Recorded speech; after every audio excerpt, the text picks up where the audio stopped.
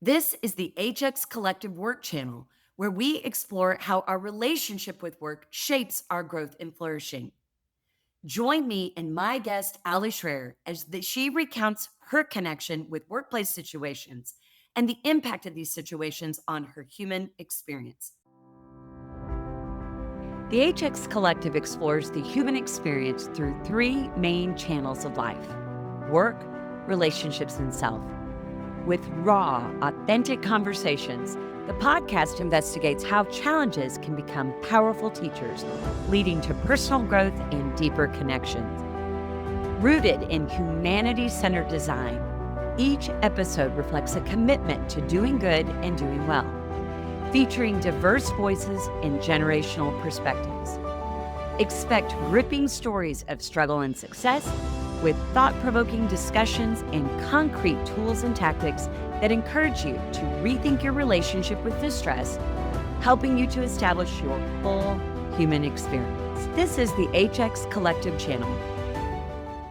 So, hello, my good friend Ali. I am so excited to have you on the HX Collective podcast today. And what an exciting time to have you share your perspectives and as we're united in our commitment to elevate human flourishing. So, could you take a moment to introduce yourself to our audience? Sure. Thank you, Deb, for having me. I'm excited to be here. So, I am Ali Schroer, and I'm the executive director of Mental Scope Consulting.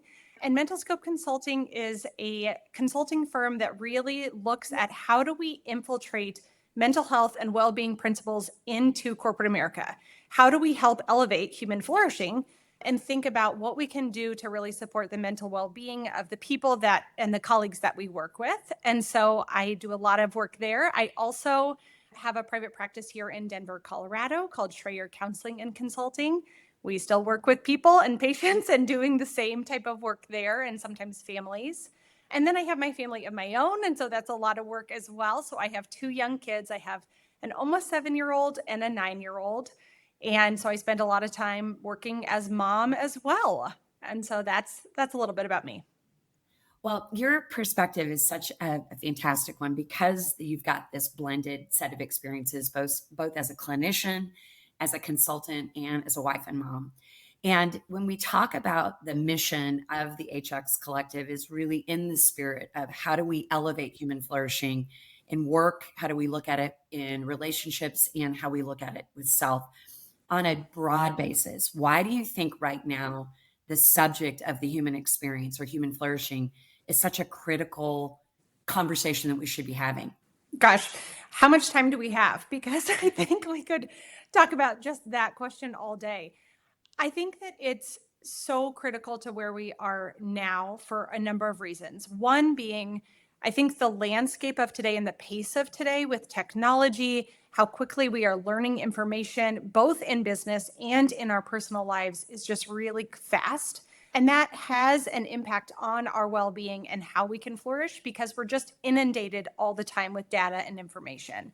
So that ends up kind of taking a hit, if you will, in that category. The other reason I think it is so important is because in this age of technology, it's so wonderful that you and I can have this conversation virtually, but yet we're disconnected from each other in a physical way often as well. And what we're seeing is that that's actually kind of leading to a ripple effect how we are with our vulnerability and our kind of human connection on a whole, not just with that technology piece. So I think it also is really important because we as people, we even if you're introverted, we are very connected to one another, and that's really important to who we are as human beings. And so that ends up kind of being a challenging point for how people flourish today. And then the last point that I would say is that with business and with how things are working in kind of the corporate world or in a professional world, that when we are looking at human flourishing, it's really challenging to figure out and navigate the complexities of what you're allowed to say and what you're not allowed to say, how we want to be there for people, but we're not really sure what that looks like. And people have different comfort zones with how to have some of these conversations. And so it leads to muddled ground a little bit of like, should I ask how they're doing personally? No, I'm not allowed to ask how they're doing. And so I think there's like some societal rules that have either by happenstance happened or through COVID happened, but for lots of reasons are now we're starting to see a little bit of that challenge in kind of that professional setting. And so it's really important then how do we get back to the roots of being people and being connected so that we can talk about human flourishing in all of those facets. So I love it's a perfect segue to have, as we look at through the first lens of human flourishing at work, you are a pioneer, I think, in the destigmatizing the conversation around mental health and what that looks like in the workplace. And so, on a macro level, what would you say is most vital, when we start to look at putting attention to this idea of the human experience at work? Why is this such an important focal point for companies or professional organizations? Yeah, that's a great question. I spend a lot of time thinking about how mental health and well-being really does impact work. And what we know is that there's actually a great business case for this. And luckily, I didn't have to do the research on that. Other people have done that research for me and for all of us and have really said, gosh, when people struggle either with mental health, well-being, or just their human flourishing at kind of a basic level as well, not necessarily a clinical level, when people struggle in that category, it absolutely has an impact in how they show up at work and as a professional, how you show up to clients. What is your mental capacity, your creative energy, your productivity? All of those things end up being really impactful into how we show up and how we perform our job professionally. And so the connection for me, as you were saying, it's somewhat of a new area. I'm not sure I'd give myself the pioneer title, but I'll take it as a compliment. Thank you. Is that connection between those two things is really vital to how we are going to perform and how we are going to outperform others when we're trying to be kind of on the cutting edge of our professional lives and professional selves. Well, I think there's an old norm, particularly for folks that are, of generations like the boomers or people of my generation, Gen X. There's this sort of like false norm of separating between work and personal. I know some of the research that we've explored together is just how impactful the workplace, or even more specifically, supervisors or managers of people, like what an impact it has. What would you say to a company who's still operating on this? You keep your personal life separate and you keep your work life, work is work and personal is personal.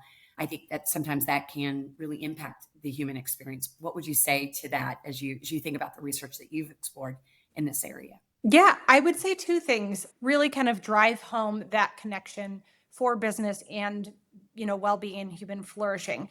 The first point is that we look at the numbers and we look at the data and we say things like, gosh, we see annually that large organizations are spending around $300 million in lost revenue due to mental health and well-being concerns. So the numbers speak for themselves from many different resources that are saying this is a business problem. And then the second thing that I usually do is I try to make it personal to all of us. And I say, let's pretend that you've had a really difficult year and that you have lost somebody that you really love, or that your family's been going through a tragedy or something really challenging. How do you show up every day? How do you compartmentalize to the degree that you're going to put that diagnosis or that challenge to the side every day 100% so that you can be 100% present for your professional self? And when we start to personalize it, then we go, well, I can because I can rise to the occasion and I'm a high performer and I can do the job. I can, but 100%? Probably not. Yeah. Right? Maybe it depends on who you are and what's going on, maybe 60%, 70%, 80%, but it does have an impact. And when we start to make it personal and we say, so we know that that impacts you, then how does that affect if you're going to go to that client dinner, or if you're going to be able to connect authentically and give good feedback to that colleague that you're training up, right? All of those things then start to say, yeah, I guess they are not so separate. I come as one human being, and that includes all of these pieces of who I am.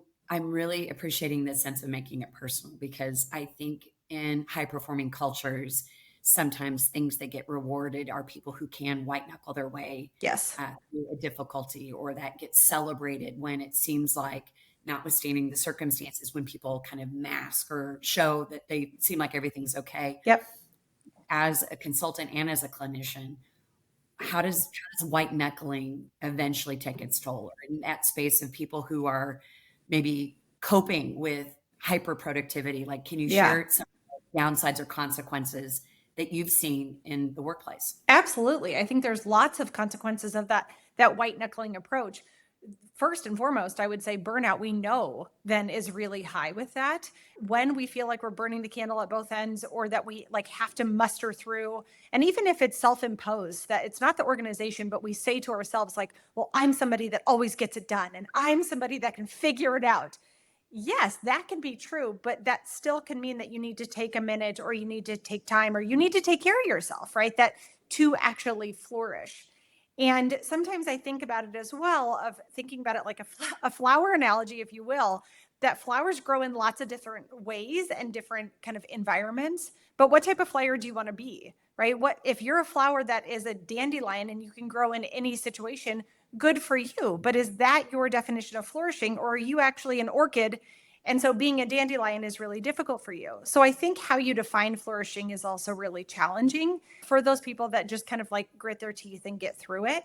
And so I often will say, if you grit your teeth and get through it, that's wonderful to an extent, if you want to flourish to that level, whatever that flower analogy, if you will be. So besides burnout and besides kind of thinking about how you flourish, I think the other challenge with that is that it then gets this ripple effect within your organization of becoming a norm or becoming a cultural kind of piece of where you work. And then that is also really problematic to the bottom line and to the other colleagues that you work with as well, thinking, well, so and so does this, so that therefore I have to do this as well. And the modeling is off, right? Yeah. That doesn't, quite honestly, really help anybody when we just white knuckle it, because we're not doing our best work, we're not as creative, and then we're imposing and putting this ideology that we're all supposed to be doing that there, which means the ship is going to sink at some level, right? Even if it's only a little bit of water in that boat, we'd rather just not have water in the boat at all. So if we instead are more honest and authentic about what's going on, or how we need to flourish and what kind of flower we want to be, then we will kind of all rise to that occasion and not have the water in the boat, if you will. I love that.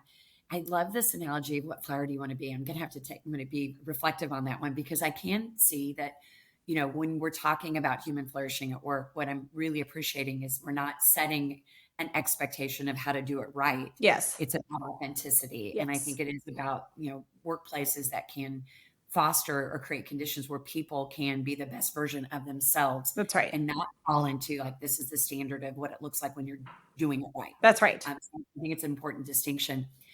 Thinking about employers, and you mentioned in your opening about the difficulty about, what do I say? Is it legal? What can I do? I'd love for us to maybe extract some standards of like when workplaces are getting it right in human flourishing. So can you share some of the innovative programming, some of the ways that you've been delivering consulting and counseling in a workplace where the company or organization really gets it? Sure. Yeah.